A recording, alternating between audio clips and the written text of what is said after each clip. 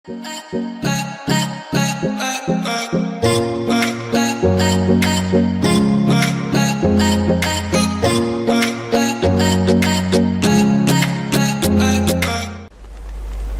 Video के अंदर हम बात करने जा रहे हैं स्टोरेज डिवाइसेस के बारे में। स्टोरेज डिवाइसेस क्या होती है हमारे पास, उसके बारे में बात करेंगे, अच्छे तरीके से डिटेल में बात करेंगे। ओके, तो storage devices refer to a hardware use to store information. There are two types of storage devices, primary and secondary. Okay, दो तरह की जो है हमारे पास स्टोरेज डिवाइसेस होती हैं, उनका हम काम कर होते हैं सिंपल। तो सबसे पहले आती है primary storage device. Storage device से पहले समझ लें स्टोरेज डिवाइस क्या होती है। स्टोरेज डिवाइस जो है जो चीज़ें हम इंस्टॉल कर रहे होते हैं, सॉन्ग्स इंस्टॉल करते हैं कंप्यूटर के अंदर, नाते वगैरह स्टोर करते हैं, ठीक। ओके, और भी दीगर चीज़ें जो है स्टोर कर रहे होते हैं हम कंप्यूटर के अंदर, ये सब हम कहाँ स्टोर कर रहे होते हैं? स्टोरेज डिवाइस के अंदर स्टोर करते हैं, हार्ड ड्राइव के अंदर, यूएसबी के अंदर, और भी जो हमारे पास सीडीज वगैरह होती हैं उसके अंदर स्टोर करते हैं। तो ये डिवाइसेस, इनको हम क्या बोलते हैं? Storage devices. Storage devices.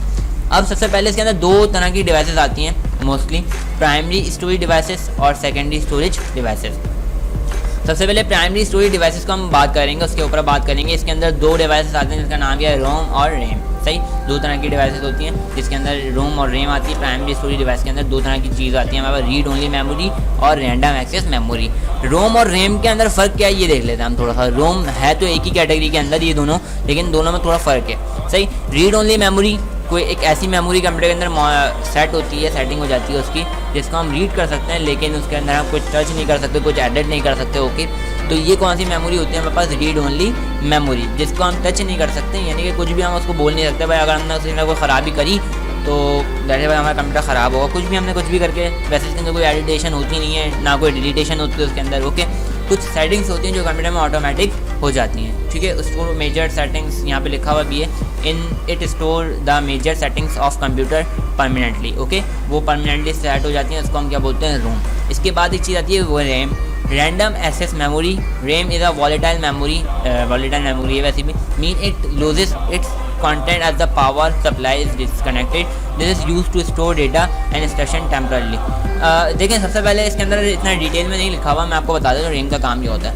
Random access memory नाम से आपको लग रहा होगा कोई ऐसी मेमोरी जो रैंडमली एक्सेस करी जाए। ओके, चंद टाइम के लिए एक्सेस करी जाए। एक ऐसी मेमोरी जो चंद टाइम के लिए, थोड़ी देर के लिए एक्सेस करी जाए, लेकिन वो हमें नज़र नहीं आएगी।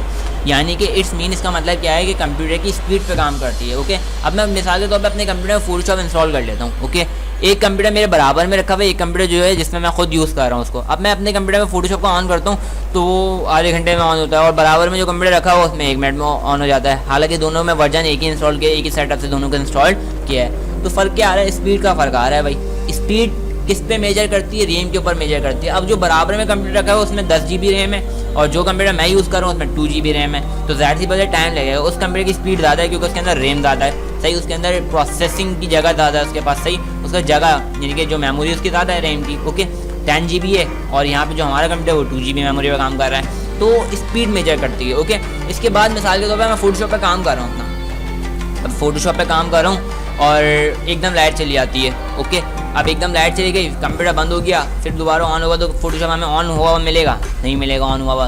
क्यों नहीं मिलेगा? क्योंकि टेम्पररी डेटा है। जैसे कंप्यूटर बंद होता है, मेमोरी हमारी डिसमिस हो जाती है, ख़त्म हो जाती है रैम के अंदर से। जो प्रोग्राम हमने लोड किया हुआ था रैम के अंदर, सही, जैसे फोटोशॉप हमने ऑन किया तो लोड हो गया था, वो जाके जो है ना रैम के अंदर, हार्ड ड्राइव से कहाँ लोड हो गया था? रैम के अंदर जाके लोड हो गया था।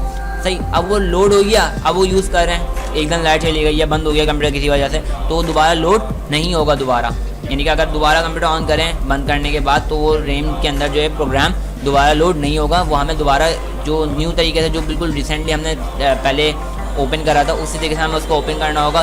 फिर अगर हमने फाइल को सेव करके रखा हुआ है तो जाके वो लोड होगा, अलबत्ता वो लोड नहीं होगी फाइल। ओके, बात समझ में आ रही है? तो ये रैम का काम सिंपल ही होता है। ये सिंपल ऐसा समझ लें कि कंप्यूटर की स्पीड को मैनेज कर रही होती है रैम। ओके, इसके बाद आ रही है हमारे पास वो है secondary storage devices. Secondary storage devices में जो है वो परमानेंट स्टोरेज होती है। ज़ाहिर सी बात है ये परमानेंट है, लेकिन हम इसको यूज़ नहीं कर पाएंगे, और रैम को भी हम यूज़ नहीं कर पाएंगे। यूज़ करते हैं लेकिन हमें नज़र नहीं आती। ओके, तो यहाँ पे इनको हम देखते भी हैं और हमें पता भी है ये चीज़ें हम लोग नॉर्मली यूज़ करते हैं। Okay, secondary storage devices have a large storage capacity and can store data permanently. ये एक तो लार्ज स्टोरेज होती है और परमानेंट डेटा हम इसके अंदर सेव कर सकते हैं। Storage device hard disk, CD and DVD SD card, USB flash disk are the example of secondary storage devices. ये स्टोरेज डिवाइसेस जो है सेकेंडरी स्टोरेज डिवाइसेस कहलाती हैं। आई होप ये स्टोरेज डिवाइसेस की जो वीडियो है आपको अच्छी तरह समझ में आई होगी। तो please like this channel, subscribe this channel, और हाँ मेरी वीडियोज़ को यार अपने दोस्तों और भी दो यार, ताकि व्यूज़ वगैरह आए हमारे पास। Okay, thanks for watching and अल्लाह हाफिज़।